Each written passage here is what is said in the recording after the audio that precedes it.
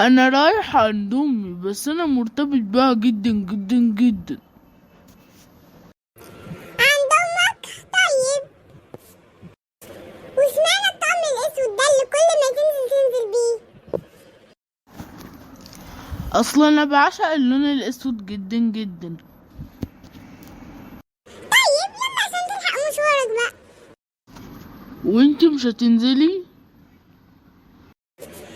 ايوه طبعا انا هنزل عشان في شويه حاجات ناقصاني في البيت كده، يعني لازم انزل اجيبها. طيب يلا مع السلامة. لما اقوم اجهز بقى عشان انزل السوق، لما اقعد كده اشرب القهوه بتاعتي على الكوفي دوت. اه يا حبيبتي زي ما بقولك كده. اه زي ما بقولك كده، السفاح هنا عندنا في الحته. ايه اللي انت بتقوليه ده؟ كده هيخلينا مش هننزل من البيت. طب وانت تعرفوا شكل ايه السفاح ده؟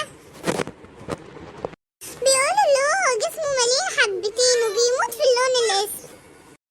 ايه اللي انا بسمعه ده؟ ايه اللي انا بسمعه ده؟ كل المواصفات اللي هم بيقولوها على جوزي. طب ما تعرفيش هو بيعمل كل ده ليه؟